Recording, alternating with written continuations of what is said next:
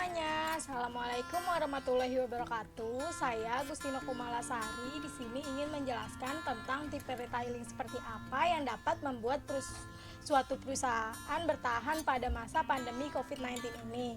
Sebelumnya, pengertian dari retailing itu sendiri adalah semua kegiatan penjualan barang atau jasa yang dilakukan secara langsung ke konsumen akhir untuk keperluan pribadi ataupun rumah tangga, bukan untuk keperluan bisnis.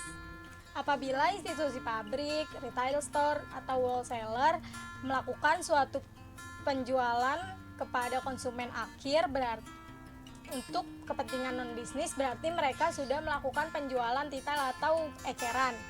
Nah, untuk produk retailing itu sendiri terbagi menjadi 4 macam, yaitu yang pertama toko serba ada atau department store, yang kedua specialty store, yang ketiga katalog showroom, dan yang keempat food and drug retailer.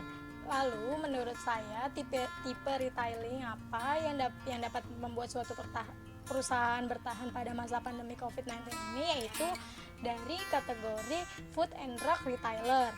Terdapat 3 jenis utama dari food and drug retailer, yaitu yang pertama pasar swalayan atau supermarket dan super drug store, dan yang kedua convenience store serta combination store.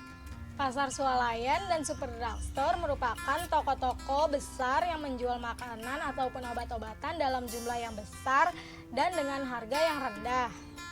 Para konsumen dapat memilih kebutuhan-kebutuhan yang dia butuhkan pada rak-rak yang tersusun dan bisa dibawa menggunakan keranjang ataupun rak dorong, lalu membawanya ke kasir untuk membayar kebutuhan-kebutuhan yang sudah ia beli.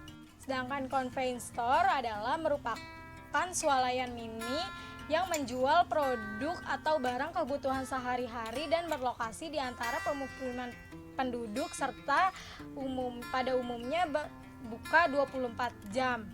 Dan contoh dari convenience store itu sendiri yaitu misalkan Alfamart, Indomaret, serta combination store merupakan lebih besar dari pasar swalayan konvensional atau super drugstore, namun tetap dalam strategi penetapan harga yang sama dan praktik-praktik operasinya. Istilah superstore digunakan untuk menggambarkan kombinasi dari pasar swalayan dan tos serba yang menjual barang-barang umum atau general merchandise dengan harga yang didiskon secara periodik.